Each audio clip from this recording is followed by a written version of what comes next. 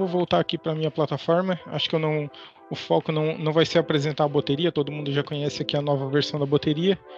Vou criar um bot aqui de demonstração. E aqui na parte de integrações, a gente tem o novo cardzinho do ChatGPT. Com esse carinha aqui eu vou colar a minha chave. E colando essa chave aqui, eu já estou apto a utilizar o bloco do ChatGPT. Vamos aqui por editor de fluxo. Sempre gosto de começar a interação perguntando alguma coisa, como seu nome, alguma coisa assim. Olá, qual seu nome? Só para a gente manter um início de fluxo aqui. E depois... Deixa eu pegar aqui. Já vou botar aqui. Já vou botar o nosso bloquinho de GPT. Só vou armazenar aqui para manter uma parada no fluxo. Depois eu já venho para esse cara aqui.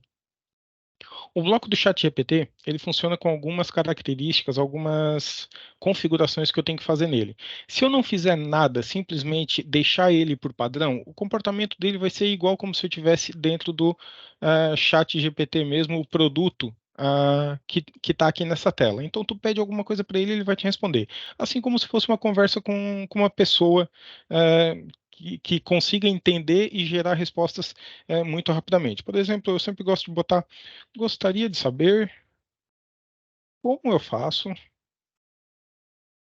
um bolo de cenoura. E vai interpretar essa chave, essa linguagem que eu utilizei, vai pegar um resultado, vamos dizer assim, mais condizente com a minha solicitação e vai apresentar para mim. Essa mesma experiência, vamos dizer assim, tudo que eu coloco aqui como um input, como uma informação dada pelo cliente, é o que a gente vai colocar aqui no prompt. Então, se eu fizer essa mesma experiência colocando aqui, a mesma frase que eu usei lá e salvei, eu vou ter uma resposta muito semelhante à que eu tenho aqui. Só vou botar meu nome aqui. E aqui ele já faz a chamada.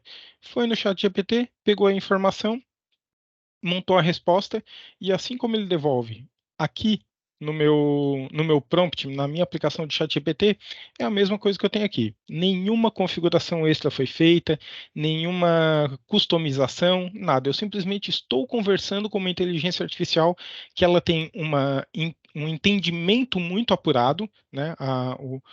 O ChatGPT, a OpenAI, ele vem com esses dois conceitos muito apurados. A NLU, que é o entendimento de linguagem natural, ela categoriza muito bem o que eu estou falando, ela consegue identificar todos os meus sentidos, os meus sentimentos, as minhas intenções, as entidades que eu estou falando, ele consegue entender muito bem isso, e ele tem um NLP muito poderoso, ou seja, ele trabalha com resultados gerenciados a partir da minha solicitação. Então ele vai pegar ali muitos resultados, vai tentar montar obedecendo tudo que eu pedi para ele e monta uma resposta. Então aqui eu vou ter a minha receita de bolo, assim como eu tenho aqui a minha receita de bolo. Basicamente, um entendimento de uma linguagem e uma resposta dela. Agora, como é que a gente aplica isso a um fluxo, né? Levando em consideração que a gente tem esse carinha aqui, muito genérico, eu posso estar perguntando para ele coisas de contextos totalmente diferenciados. Aqui eu pedi uma receita de bolo, mas eu posso perguntar uma coisa bem nada a ver, tipo, como foi a Segunda Guerra Mundial?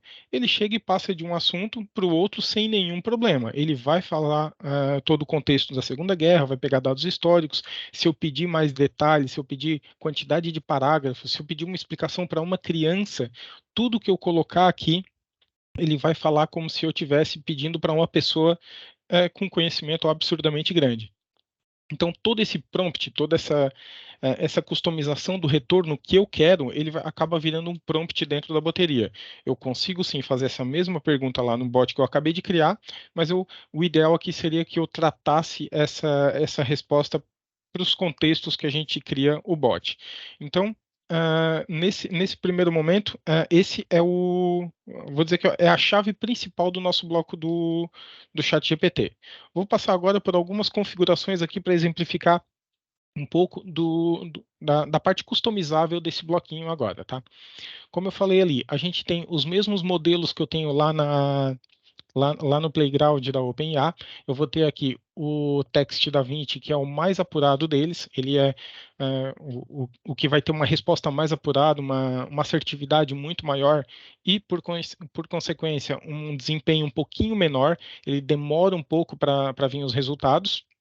Eu vou ter esses outros três aqui, que eles têm as suas aplicações um pouco mais direcionadas às respostas mais diretas, mais rápidas, e, por consequência, eles são muito mais baratos do que o DaVinci. Mas, de qualquer forma, aqui, o que seria mais aplicável para um bot, para um fluxo, sempre vai ser o DaVinci, por mais que seja um pouquinho mais caro do que os outros. A resposta deles, vocês vão ver que ele é muito diferente. Se eu fizer um testezinho aqui, botando a mesma frase que eu tinha colocado aqui do bolo de cenoura, não tenho certeza se ele vai conseguir dar uma resposta tão apurada quanto o DaVinci me daria. Ele vai dizer aqui que eu tenho que cortar o bolo de cenoura, cortar a cenoura, bota aí em alguma coisa, assa. É muito mais simples a resposta dele, e não uma resposta formatada, uma resposta que seja um pouco mais apurada que nem a gente tem no DaVinci. Vou continuar o meu exemplo aqui. A próxima configuração que eu vou ter é a temperatura da resposta. A temperatura vai ser a quantidade de insumo que eu vou ter dentro da minha resposta. Se eu quiser uma resposta mais direta, sem muito rodeio, sem muito floreio da IA, eu vou baixar essa temperatura o máximo possível. Com uma temperatura mais baixa desse jeito, eu vou fazer a mesma pergunta do bolo de cenoura.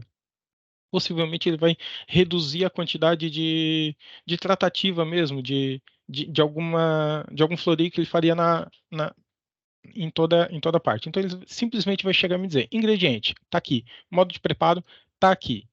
Simples, reto e seco. Dado o uso, talvez esse seja o principal. Mas se eu aumentar essa temperatura aqui e botar lá perto de 1, eu não gosto de trabalhar nos extremos, é aqui que eu boto. Eu sempre acho que eu estava trabalhando ali com a mensagem, mas isso daqui não teria relevância para IA.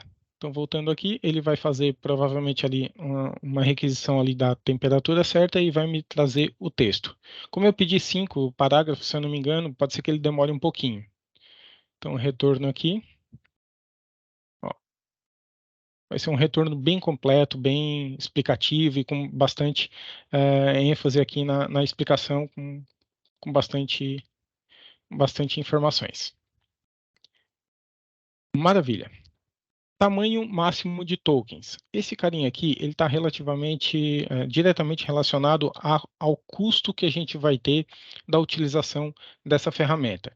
Essa ferramenta ela tem um custo que ele é bem complexo, vamos dizer assim, que ele é baseado em tokens. Deixa eu até botar aqui no pricing.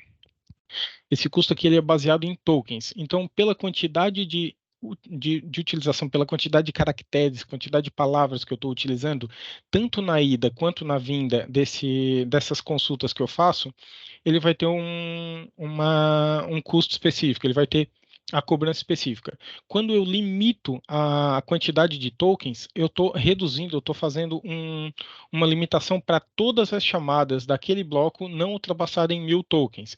Por exemplo, que é o que tem aqui no default da nossa plataforma. Eu posso, como eu quero fazer uma montagem de artigo, uma montagem de um e-mail muito extenso, eu posso simplesmente aumentar a quantidade de tokens e ele vai conseguir gerar cada vez mais caracteres. Mas o que a gente percebe aqui é, se eu deixo uma quantidade muito reduzida aqui, e daí os testes de vocês vão estar apurando essa utilização, ele simplesmente vai cortar a mensagem no meio mesmo. Então, o ideal aqui é saber mais ou menos o contexto de tudo que foi falado ali, do prompt, né? Porque esse prompt que a gente acaba enviando, ele também é contabilizado na quantidade total de tokens, assim como o retorno do chat, né? O retorno da API.